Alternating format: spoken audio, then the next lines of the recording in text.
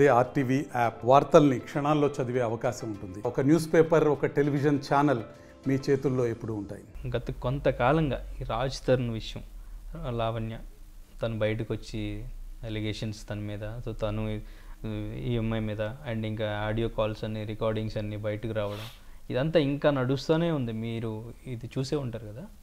So వాళ్ళ ఆ conversation కానీ ఇష్యూ కానీ మొత్తం అబ్జర్వ్ చేసిన తర్వాత మీకేమనిపించింది? అంటే ఇలాంటి చెత్తను గురించి మాట్లాడటం నన్ను నేను తగ్గించుకొని దలుచుకోలేదు. నేను అనవసరం కూడా మనకి. ఇప్పుడు ఆ అమ్మాయి జైలుకి వెళ్ళి వచ్చింది, ఆ అమ్మాయి నిజమా కాదా ముందు ఆమె ప్రూవ్ చేసుకోవాలి. అది వదిలిపెట్టి, ఇందాక కూడా చెప్పాను నేను, వీళ్ళందరూ వీళ్ళ మీద ఆల్రెడీ ఒక కేసు ఉంటే ఆ కేసులు వదిలిపెట్టి డైవర్ట్ చేస్తానికి ఇవన్నీ మాట్లాడుతున్నారని నా ఫీలింగ్. ముందే చూసుకోమనండి, తర్వాత చూద్దాం. ఇది ఈ పర్సనల్ ఇష్యూ ఏం చేస్తారు? ఇప్పుడు లివింగ్ రిలేషన్షిప్ రైటా తప్ప తెలియదు. మనం వాళ్ళ ప్రేమించి రేపు బ్రేకప్ ఇచ్చి, వాళ్ళ రిలేషన్షిప్లో ఉండి రేపు బ్రేకప్ ఇచ్చి, మళ్ళీ ఎల్లుండి ఇంకోటితో ఉండి, ఆడితో రిలేషన్షిప్లో ఉండి అవతల ఎల్లుండి బ్రేకప్ ఇచ్చి చెప్పి ఇంకోటితో ఉండి, ఇవన్నీ రైటా రాంగా? ఇవన్నీ మాట్లాడాలంటే అది వేరే సబ్జెక్టే వేరు. నాట్ దట్ ఈ అమ్మాయిని గురించో ఈ అబ్బాయిని గురించో మాట్లాడుతున్నాం కదా, ఇన్ జనరల్ మాట్లాడుతున్నాం. సో ఏది కరెక్ట్ ఏది తప్పు, పెళ్లి చేసుకున్న వాళ్ళు కూడా కాన్షియన్షియల్ అయితే సెక్స్ చేసుకోవచ్చు అంటున్నారు. అది ఒక ఆర్గ్యుమెంట్ ఉంది. భార్య కూడా భార్యకి ఇష్టం లేకపోతే భర్త సెక్స్ చేయకూడదు అంటున్నారు. అదొక ఇష్యూ ఉంది. సో ఏది రైట్ ఏది తప్పు? ఇంతకుముందు భార్య మీద భర్తకి హక్కు ఉందన్నారు, ఇప్పుడు భర్తకి భార్య మీద హక్కు లేదన్నారు. బయట వాళ్ళ మీద ఉండాలి, బయట వాళ్ళకి ఇష్టమైతే వీళ్ళు వెళ్ళిపోవచ్చు అంటున్నారు. వీళ్ళు ఏది కన్ఫ్యూజ్ అయిపోయారు. మనకి ఇంతకుముందు ఏంటంటే రామాయణంలో సీతకు రాముడిలాగా ఏకపత్ని వ్రతులు ఉండాలి, పరస్త్రీని కన్నెత్తి చూడకూడదు, ఇవన్నీ మనకు చెప్పేవారు. ఇప్పుడు మనం ఇంకోళ్ళతో ఉండొచ్చు, ఎక్కడైనా ఉండొచ్చు, ఏమైనా చేయొచ్చు వాళ్ళు ఒప్పుకుంటే అంటున్నాం. ఏది రైట్ ఏది తప్పు? ఎవరిని గురించి మాట్లాడతాం? ఇందాక చెప్పినట్టు మనం ఎవరికన్నా, నేను శృతిమంతుడిని అయితే ఇంకోళ్ళ గురించి మీరు తప్పు చేస్తున్నారు అనొచ్చు. నేనే తప్పులు చేస్తే ఇంకో తప్పుల గురించి మాట్లాడే హక్కు నాకేముంటుంది? ఓకే. అంటే ఇప్పుడు వెంటనే ట్రోలర్స్ ఎవరితో ఉన్నామని అడిగితే నేనేం చెప్పలేను. కోర్టు ఇలా డిసైడ్ చేయడం వల్ల, ఎప్పటికప్పుడు ఇలా మార్పులు చేసుకుంటూ రావడం వల్ల ఈ ఎఫెక్టే యూత్ మీద పడుతూ సమాజం మారిపోతుందండి. ఇప్పుడు ఒక్కొక్క రోజుకు ఒక్కొక్క రూల్ ఉంటుంది. ఇప్పుడు రాముడు సీత కథ వీళ్ళు చెప్పేది నిజమాబద్ధం లేదు, కానీ ఏదైనా 5-6 వేల ఏళ్ల కింద రాసిన కథ అంటున్నారు. అది వాళ్ళు ఉన్నారా లేరా అనేది కథ కూడా అప్పటి నుంచి పుట్టింది, లేకపోతే ఒక 1000 సంవత్సరాల కింద 800 సంవత్సరాల కింద పుట్టిన కథ అంటున్నాం. ఆ కథకి ఆ రోజులకి అది ఆ సమాజానికి అది పనికొచ్చే కథ. ఇవాళ సమాజానికి ఇది కథ. ఇప్పుడు మనకి ఇక్కడ ఉన్నారు మొత్తం రిలేషన్షిప్లో ఉన్నోళ్ళే ఉంటారు, ఇళ్లలో ఉన్నవాళ్ళు చాలామంది. అది రైటా తప్పు అంటే అంత బయట వాళ్ళ నుంచి వచ్చి ఉంటున్నారు. ఇంతకుముందు తల్లిదండ్రులు, మా చిన్నప్పుడు మేము మగవాళ్ళు హాస్టల్లో ఉన్నా బయట ఉన్నా కానీ తల్లి వచ్చి ఇక్కడ వంట చేసి కాలేజీకి స్కూల్కి పంపిస్తూ ఉండేది, ఊరు కానీ ఊరు వెళ్తే. ఇప్పుడు ఆడవాళ్ళకి కూడా రావట్లేదు, మగవాళ్ళ సంగతి దేవుడు.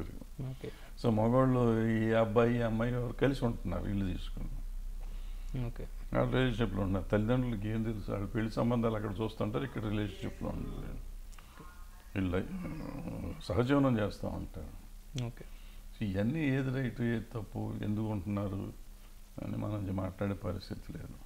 అంటే ఒక ఇండస్ట్రీ హీరో ఇలా చేస్తున్నారు. ఇండస్ట్రీ హీరో కానీ ఇంకోటి మనిషే కదా. అంటే దాని ప్రభావం కొంచెం ఎవరి మీద ఉంటుంది ప్రభావం? ఎవరి మీద ఉంటుంది ప్రభావం? ఎందుకుంటుంది ప్రభావం? ఎందుకుంటుంది? ఇప్పుడు ప్రతివాడు అదే చేస్తున్నప్పుడు ఇక అతను చేసిందని మాత్రమే ఆలోచిస్తారా? అందరూ అదే చేస్తున్నారు. ఇండస్ట్రీ నుంచి ఇటువంటి ఇష్యూస్ వచ్చినప్పుడు సపోర్ట్ ఏమైనా ఉంటుంది సార్? ఏది ఇష్యూ అది ఇష్యూ మేము ఇండస్ట్రీ ఇష్యూగా మేము తీసుకోవాలి కదా. ఇండస్ట్రీ తీసుకోవాలి, మాకు అసలు సంబంధం లేదు. పర్సనల్ ఇష్యూస్, ప్రాపర్టీ ఇష్యూస్ కానీ పార్ట్నర్షిప్ ఇష్యూస్ ఇవన్నీ మేము జనరల్గా ఇండస్ట్రీ కేసులు తీసుకోదు, చూడదు, పట్టించుకోదు, అనవసరం కూడా. సంబంధం లేని విషయాలు కదా. ఏమైనా జరగాలంటే మంచి ఇన్ జనరల్ మాట్లాడతాం తప్ప ఏ పర్సనల్ ఇష్యూని గురించి ఇండస్ట్రీగా ఉంది ఛాంబర్ కానీ ప్రొడ్యూసర్ కౌన్సిల్ కానీ మాట్లాడదు. ఇండస్ట్రీ అంటే వాళ్ళే, నేను చిరంజీవి గారు బాలకృష్ణ గారు ఇట్లా కాదు. ఇండస్ట్రీ అంటే వాళ్ళు మాట్లాడాలి. Okay sir, right sir. And ఇంకా ఇప్పుడు వస్తున్న మూవీస్, ఇప్పుడు నెక్స్ట్ ఇంకా ఇస్మార్ట్ శంకర్ కానీ మిస్టర్ పైషన్ కానీ, సో ఆగస్ట్ 15th అయితే ఈ మూవీస్ ఉన్నాయి, తంగలాన్ తమిళ నుంచి కూడా. సో అండ్ ఇంకా ప్రతి మూవీని కూడా పాన్ ఇండియాగానే, చిన్న హీరోస్ అయినా ఎవరైనా కానీ పాన్ ఇండియాగానే ట్రై చేస్తున్నారు కదా. సో అదంతా మన ఇండస్ట్రీని నెక్స్ట్ స్టేజ్కి తీసుకెళ్ళడానికి ఉపయోగపడుతుంది అంటారా? మీకు తెలియదేమో కానీ మీరు ఎంత మీ తల్లిదండ్రులు పుట్టినప్పటికే మనం అటువంటి సినిమాలు తీసాము, అట్లాగే ఉండేవి మన సినిమాలు. ఇవాళ మళ్ళీ ఆడుతున్నాయి అంతే. ఇప్పుడు ఓన్లీ థింగ్ ఏంటంటే ఓవర్సీస్ మనం పెద్దగా వెళ్ళేవాళ్ళం కాదు, ఇప్పుడు ఓవర్సీస్ కూడా వెళ్తున్నాయి. మనం పాన్ ఇండియా రిలీజ్ చేసేవాళ్ళం. మనం చండీరాణి అని 1954 53లోనే వచ్చింది, భానుమతి గారు తీశారు.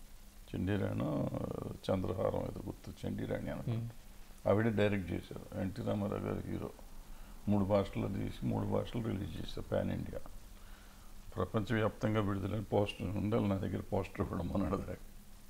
ఓకే. సో అప్పటి నుంచి మనం చేస్తానున్నాం.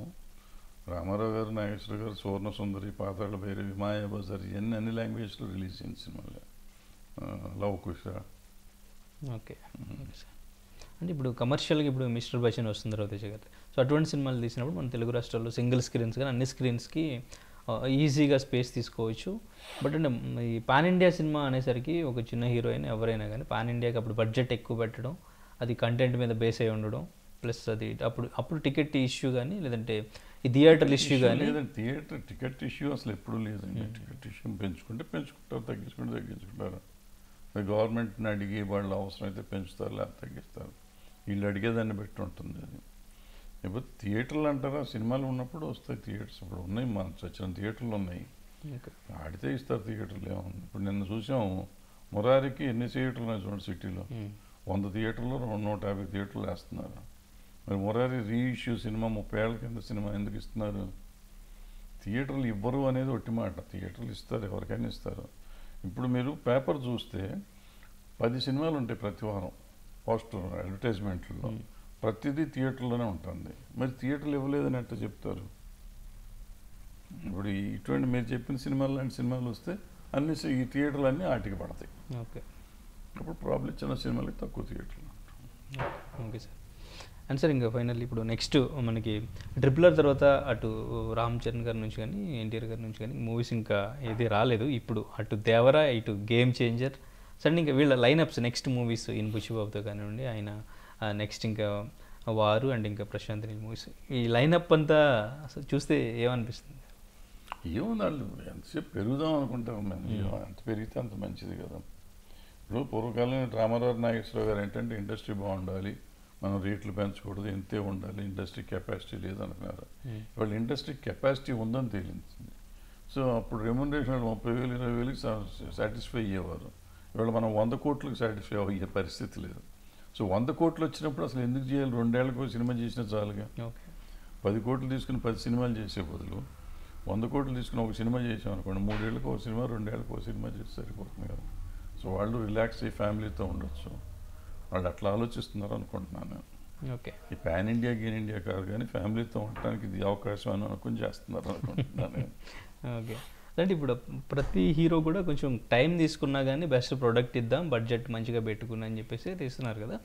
సినిమాలు దానివల్ల లేట్ అవుతూ రావడం అనేది ఫ్యాన్స్కి కొంచెం ఆ డిసప్పాయింట్ అనేది అనిపిస్తుంది అంటారు. అండ్ ఇంకా దీనివల్లే ఈ థియేటర్లు క్లోజ్ చేయడం ఇటువంటి సిచ్యువేషన్స్ వస్తున్నాయి అనేది ఒప్పుకుంటారా? డెఫినెట్గా సినిమాలు లేకపోతే ఏమవుతుందంటే పెద్ద హీరోల సినిమాలు ఉంటేనే థియేటర్కి జనం వస్తారు, అన్లెస్ చిన్న సినిమా ఏదన్నా మంచి సినిమా అయితే తప్ప. ఇప్పుడు మధ్యలో అది మ్యాడ్ అని ఒక సినిమా వచ్చింది, అంత కొత్త అది కూడా బాగా ఆడింది కదా. అట్లా సినిమాలు వస్తే ఆడతాయి, బట్ కంటెంట్ని బట్టి ఉంటాయి సినిమాలు. టిల్లు మీకు ఫస్ట్ టిల్లు వచ్చినప్పుడు అది అసలు నాన్ ఎన్టీ సినిమా, అది బాగా చేసింది. సెకండ్ టిల్లు గ్లామర్ ఉంది కాబట్టి వచ్చింది. సో ఇవన్నీ సినిమాలకి ఏంటంటే వాటికి వచ్చేటప్పుడు వస్తాయి, బట్ మనం సినిమా బాగా తీయాలి, మంచి సినిమా తీయాలి మనం ఆలోచించుకోవాలి అంతే తప్ప. ఓకే. అంటే సార్ నా క్వశ్చన్ ఏంటంటే ఇప్పుడు వీళ్ళ సినిమాలు లేట్ అవుతున్నాయి 1 year 2 years, బట్ ఈ థియేటర్స్ ఫిల్ చేయడానికి చిన్న సినిమాలేనా? ఆ చిన్న సినిమాలు మరి ఆడియన్స్ని థియేటర్కి రప్పించేలాగా తీయాలి, అంత క్వాలిటీగా ఉంటాయా? తీయాలి. ఎందుకు ఉండవు? క్వాలిటీ అనేది ఏం లేదండి, ప్రతిదీ క్వాలిటీ బాగానే ఉంటుంది. ఈ మధ్య వచ్చే సినిమా కంటెంట్ పరంగా కంటెంట్ మంచి కంటెంట్ ఉండాలి. కంటెంట్ లేకపోతే మీకు చూడరు సినిమా.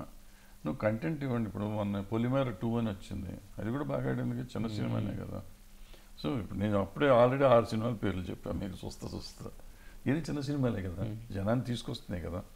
అటువంటి ఎక్కువ తీసుకుందాం. ఇంతకుముందు మనకి యావరేజ్ సినిమా అని ఉండేది, ఇవాళ యావరేజ్ సినిమా లేదు. యావరేజ్ సినిమాలు వస్తే మీకు థియేటర్లు ఫీడ్ అవుతూ ఉంటాయి. యావరేజ్ సినిమా మనం తీయలేకపోతున్నాం, జనం తీసుకురాగలిగే సినిమాలు తీయలేకపోతున్నాం. అంటే మనకి ఏమవుతుంది, సోషల్ మీడియా వచ్చినాక ఫస్ట్ లుక్ లేకపోతే ఏదో టీజరు అది వేసినప్పుడే మనకు తెలుస్తుంది సినిమా ఎట్లా ఉంది అనేది తెలిసిపోతుంది. అది ఇంప్రెస్ చేస్తే ఆడియన్స్ వస్తున్నారు, ఇంప్రెస్ చేయకపోతే రావట్లేదు. దాని మీద ఉంటుంది, ఎక్కువ బాగా ఆధారపడి ఉంటుంది. Okay right. Okay sir, right sir, చాలా విషయాలు మాట్లాడాం, చాలా క్లారిటీ ఇచ్చారు. Thank you sir, thank you so much. Thank you. Welcome. మరిన్ని వీడియోస్ కోసం ఛానల్ ని సబ్స్క్రైబ్ చేయండి, లేటెస్ట్ అప్డేట్స్ కోసం వాట్సాప్ ఛానల్ ని ఫాలో చేయండి, అండ్ లింక్ డిస్క్రిప్షన్ లో ఉంది.